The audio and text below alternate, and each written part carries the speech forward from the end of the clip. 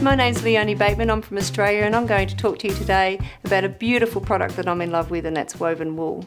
I've had a love of wool for probably about 10 years now, but I've been sewing for well over 20-25 years. But once I started sewing with this beautiful product, well, there was no looking back for me. It's easy to work with and I hope that you're going to enjoy working with it too. I've been featured in various magazines around the world and taught internationally, and I love nothing more than sharing my love of woven wool with you guys. So today I'm going to show you some of the tips and techniques that are going to help you along the way to involve you and your love of wool too. So first up, we're going to be working on the quilt, which is shown just across my left shoulder here, which is called Brookfield.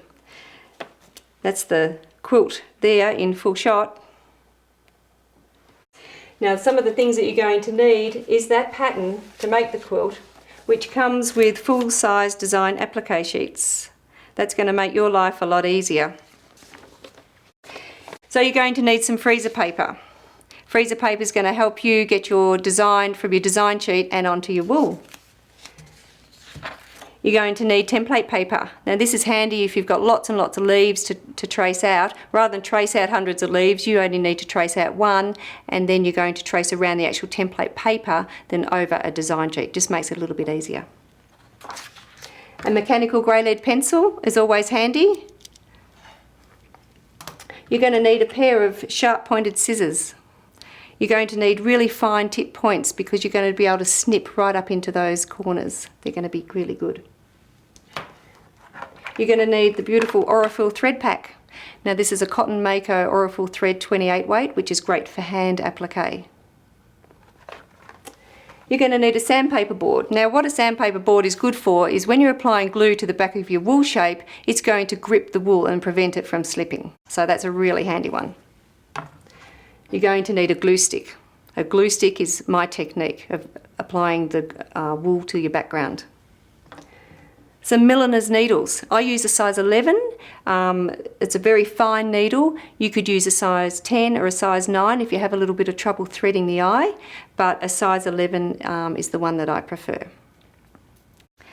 Some sticky tape. I use the sticky tape just to join my design sheets together. That always is a handy thing to have. A stapler. You need a stapler to do my technique. Glue and staples. It will help you along the way. And a light box.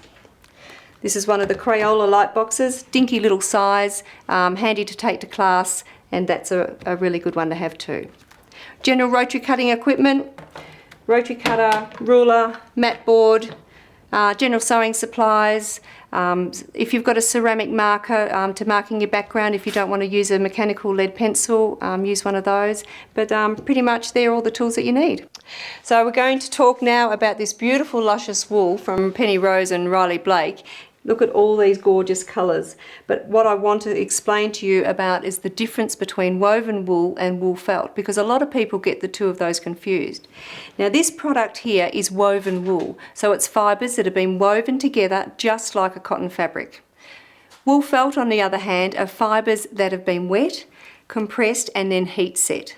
They haven't been woven. This is a woven product just like a cotton fabric. But another thing I really want to point out to you too, this wool here has been washed.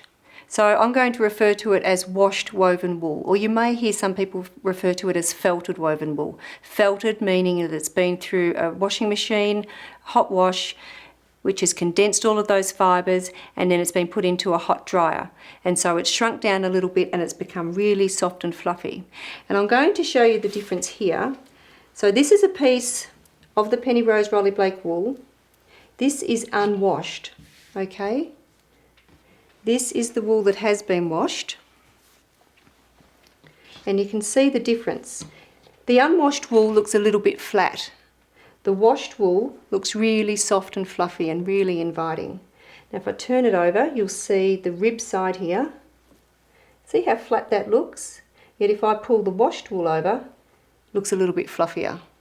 So it's certainly got a different look and a different feel. Now I always wash my wool before I use it because I just like the look of it and the feel of it.